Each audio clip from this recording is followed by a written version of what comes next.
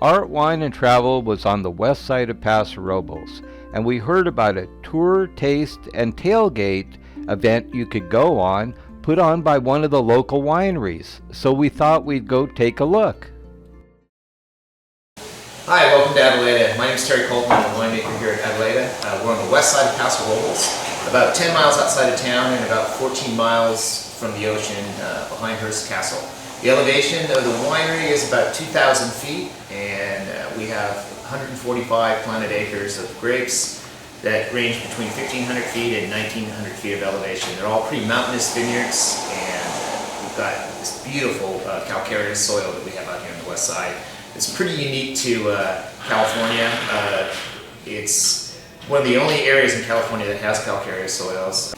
Of the 145 planted acres, we grow actually 23 different varietals, everything from Viognier, Roussanne, Grenache Blanc, Picpoul Blanc, on the Rhone whites. We have some Chardonnay. We have this historic Pinot Noir vineyard that was planted back in 1964 by Dr. Stanley Hoffman. It's 48-year-old vines now, and just beautiful fruit we get from that. We only get about a ton an acre, but what we get is this phenomenal fruit.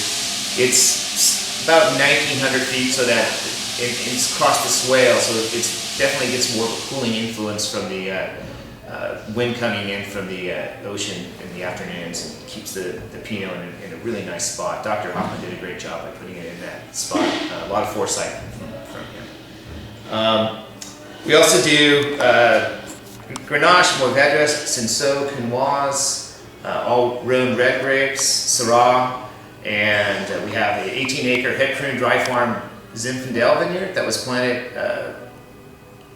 the year I came here in 2003, and we took clippings from two of the older Zinfandel vineyards in the area. One was the old Martinelli vineyard, which is probably around 90 years old right now, and we took clippings from the Clevenger vineyard that originally came from the Wilpeak vineyard, and that vineyard is about 100 years old.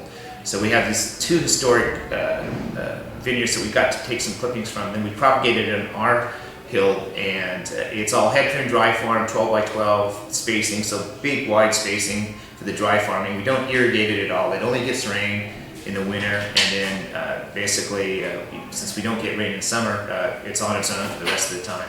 It's pretty much tough love, but it's a brilliant vineyard. We get some great fruit from that also.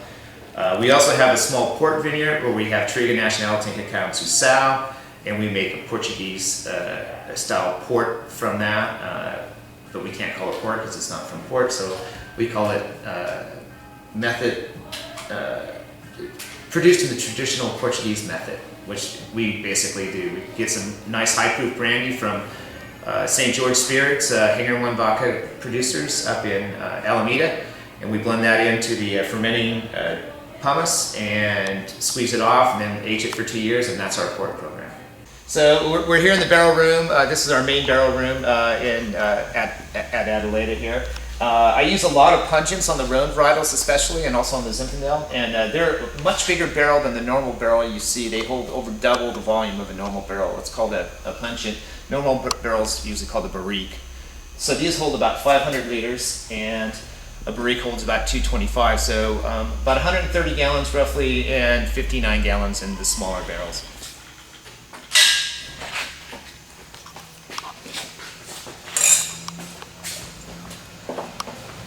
We have some people here to help us try some wine, so here we go. So this is a brand new barrel. This wine has been in this barrel since it was barreled down during harvest of the 2010 vintage. So it went on in on the 12th of the October 12th, 2010, and it's lived in this barrel ever since. Never been moved. So it's really going to take on the character of this barrel. All right, well let's go to the neutral barrel now. So this barrel was first filled in 2006, and it's, again, the wine is from October 2010, so it's been in the barrel ever since, but the barrel was used for 3 years first. So it's more of a neutral character. You're going to get more of the fruit of it and less of that tannin. And when you blend these two together later to make a final wine, that's what gives it the balance. The new oak with the nice fruit forward character. Called the Tour Taste and Tailgate, where you get driven around in this vehicle and you come through the vineyards. We try some wine, right next to the vines where they're grown from, and we have a little picnic. It's a lot of fun.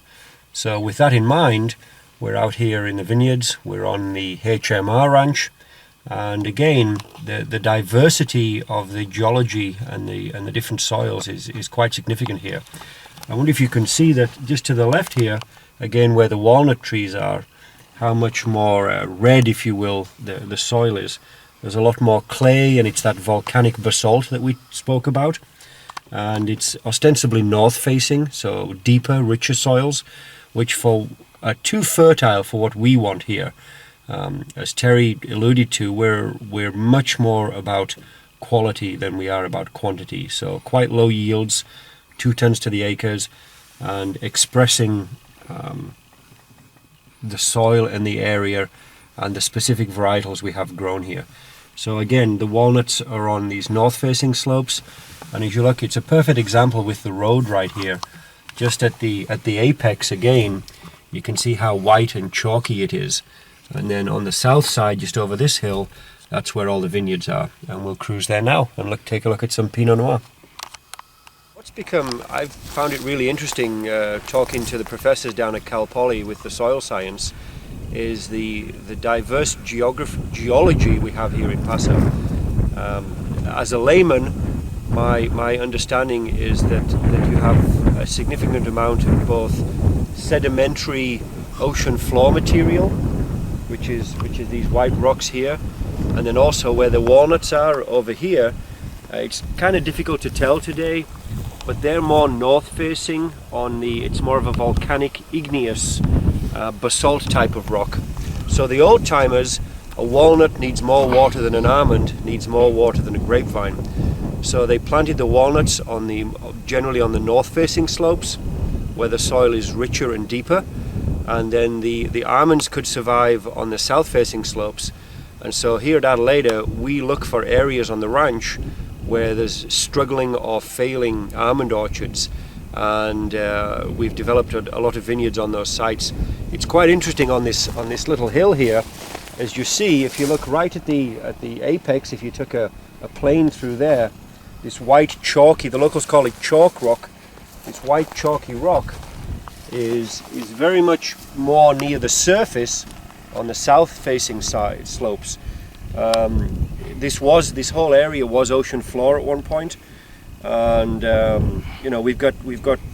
there's some limestone here, which is rare for California. It's what's the geological formation is not dissimilar to many of the hallowed vineyards of Europe, and it does give an elusive minerality flavor to the wine, kind of a saline, almost a salty flavor, which is very highly desirable.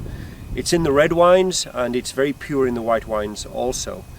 And as you see on these south-facing slopes, because of erosion over the millennia, this white chalky bedrock is very much more exposed and near the surface, with only 6 inches or maybe a foot of topsoil.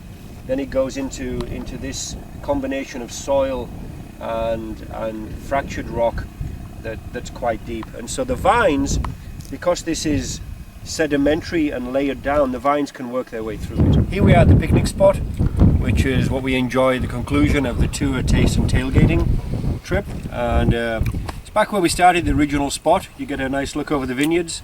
Now you know what we're looking at.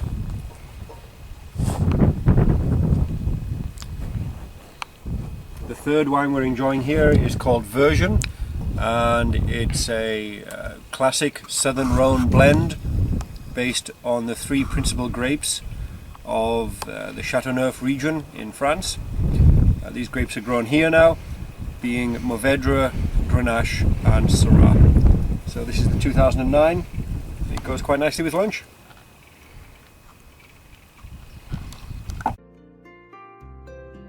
Well, this was a great learning experience and a great tour. We advise anybody who's in town to go on it. Now visit our website, Art, Wine and Travel, and view more movies about the wine industry, art, and travel.